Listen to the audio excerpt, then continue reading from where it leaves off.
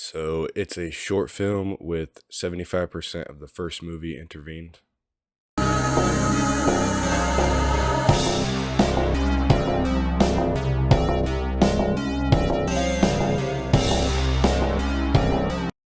Hey, what's going on, guys? Welcome back to the channel. Happy holidays, and welcome back to the Silent Night Deadly Night franchise. Today, we're moving along and checking out Silent Night Deadly Night Part 2.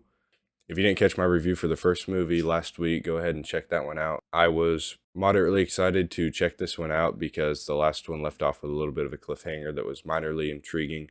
And also, from what I heard, this was the best known one in the franchise in the horror community. At least this is the one you see clips from the most, the Garbage Day clip most of all. So I was pretty interested in checking this one out. I was very shocked and surprised to find out what it actually was. It was definitely not what I expected it to be. I said that a lot about the first one, but this one truly, I did not expect it to be like this because of how the first one was. So let's start off with what I liked from the movie. There's very few things, honestly. This movie was it caught me off guard. We'll get into that, but Eric Freeman gave off an okay performance as kind of a disturbed prisoner, and he was all right in it. Definitely not what I thought he would be, considering that his role is kind of a meme in the horror community, which I guess it should be a meme, but at the same time, I thought it was going to be in like a good way. Like he gave off a really goofy and explosive performance, which he kind of did near the end, but for the majority of the movie, he was kind of just in the jail cell talking, and he gave off a moderately good performance, in my opinion. There's not much more characters to talk about in this movie besides the psychiatrist that was talking to Eric Freeman, or Ricky in the movie, and he wasn't in it very much. He gave off a pretty good performance, I guess, but really all he was doing was sitting there and talking. That's pretty much all I can say. I mean, the end of the movie, the last 30 minutes, it was pretty cool whenever he went off the rocker and just started killing, and I thought that was okay. Just kind of goofy payoff after a long drawn out movie of literally just flashbacks of the first movie. I mean, we'll get into that in my negatives, but the majority of this movie was the first movie, which I don't know how this became a movie. I don't know how it was passed on and watched by so many people and they said, okay, let's release it. I truly do not understand that. So with that, let's get into the negatives because there's a lot of them. So first of all, I'm not joking. The first 45 minutes, I believe, of the movie is direct flashbacks and scenes of the first movie, just literally all of the exciting scenes from the first movie. With intervened in there is like maybe 2 to 5 minute clips of Ricky and the psychiatrist talking in the jail cell or wherever he is in the institute. But I'm not joking. Literally, like the first 45 to 50 minutes of the movie is flashbacks of the first movie. And it's not even redone or anything. It's just straight up clips of the first movie. And I was baffled. I mean, they just kept showing clip after clip after clip, and I was getting like 25 minutes into the movie. I'm like, literally all of this has been is the first movie, and then I'm 30 minutes, 35 minutes, still it's just been the first movie, and then we get into 40, 45, 50 minutes, and it's still just clips of the first movie. All of the kills, all of the exciting, like point changing talking scenes from the first movie, they put all of it in there. And it's only intervened with altogether maybe 20, 15, maybe 15 minutes of Ricky and the psychiatrist talking in the ward or wherever they're at.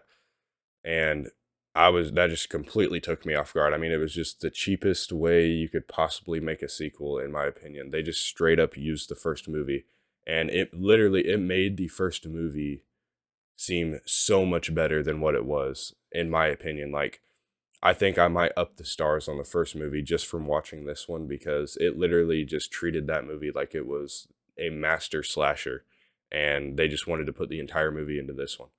So after the first 50 minutes of flashbacks, then we get into flashbacks of Ricky's life and what happened to him after the events of the first movie. So then it's like another, I don't know, 25 minutes. I mean, literally the only part of the movie that is on time from the time that, spoiler alert, he kills the psychiatrist and then goes out and starts his killing spree. I think that's literally only like 15 minutes. So from 50 minutes, maybe 20, 25 minutes after that, it's just flashbacks from whenever he's a teenager. He has a job and then he gets a girlfriend, and it's just goofy scenes. I mean, he ends up killing her ex-boyfriend, I believe it is, and it's like there's a scene of them in the movie theater. It's just really weird stuff, and then that's just like this entire movie is flashbacks. Like if I haven't made that clear already. So that's not what I'm interested in. That didn't interest me at all. It bored the crap out of me. I mean, the flashbacks weren't interesting whenever they got to the new flashbacks after they used up literally the entire first movie, and they ran out of clips, so they started just filming random stuff, and it wasn't good. It was not good. It wasn't interesting. I didn't really care what happened to Ricky. I didn't care about the character. I mean, Eric Freeman gave off a goofy, kind of funny performance near the end whenever he got into the garbage day stuff. But other than that, not an interesting character. Didn't really care about him. Didn't care about his childhood. It, completely uninteresting. Kind of a lame excuse of him uh, becoming a killer, honestly. I mean, he was kind of he was traumatized as a kid, but at the same time, it's like he did it the same way as his brother did in the first movie with the naughty stuff. Like, how would he know that? He didn't talk to his grandfather like his brother did in the first movie. He didn't do any of that stuff. I don't even think he's seen his brother kill, and I don't think he heard him say that or anything. But it like transferred over to him just like his brother, and I don't understand that. And there was like in the flashbacks from the first movie, there were scenes of Eric Freeman telling this psychiatrist what happened with his brother whenever he was clearly not there.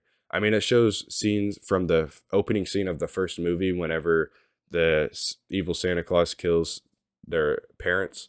And Eric Freeman, Ricky, is literally just a baby. He's an infant baby, and he's telling the psychiatrist what happened as if he seen it and remembered everything.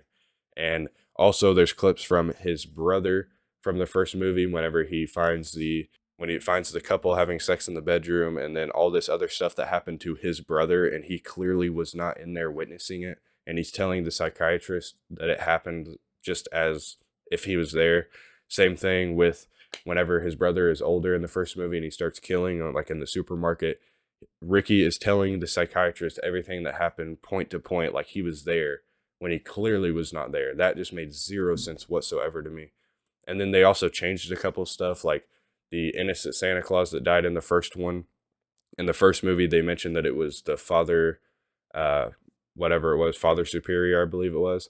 And then in this one, he says that it was the janitor of the place that they were at. So that just like caught me off guard. I was like, oh, they messed up there. That in the first movie they said it was Father Superior, and this one they say it's the janitor. So that is just how lazy this script was written. Then you get paid off with the last 15 minutes of the movie where he just gets released back into the world, and he just starts killing people, and then he gets caught, and then he gets killed. Well, we think he gets killed, but then there's also Silent Night Deadly Night 3, so I guess he almost gets killed. That's pretty much the entire movie. Flashbacks from the first movie, flashbacks from Ricky's childhood, and then Ricky goes on a killing spree for 15 minutes and then dies by the cops, or almost dies anyway. And that's Silent Night Deadly Night 2. It completely caught me off guard. I mean, I was like 50 minutes, like I said, into the movie, and I was still wondering when this movie was going to start. That is not intriguing at all. I literally just got through it so I could make this review. If I wasn't making a review for it, I would have easily turned it off in like the first 30 minutes of flashbacks from the first movie. It was just all around boring. I got to give Silent Night Deadly Night Part 2 a 1 star. The 1 star just because of the meme that it's become in the horror community, and the last 15 minutes of the movie just gets it that 1 star. I guess, I mean, it really deserves a half star, but I'll give it a 1 star. And then I'm going to go ahead and I think I gave Silent Night, Deadly Night 1.5 stars. I'm going to go ahead and bump it up to 2 stars because it made that movie this one made that movie look like a masterpiece. It obviously isn't a masterpiece, but it is a country mile better than this one. And I just can't get past that. I mean, this movie was horrible. I don't get it. I don't know why people love this movie. I mean, it can't be that loved. It's a 30% on Rotten Tomatoes, 3.9 on IMDb, 2.3 on Letterboxd. So I guess it's not that loved. It's just kind of a meme in the horror community.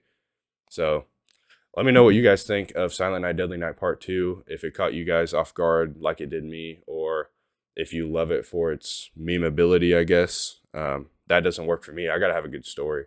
I can't just watch a movie because of a meme. That's my thoughts. Let me know what you guys think down below. We'll have a conversation about it. Hope you guys enjoyed.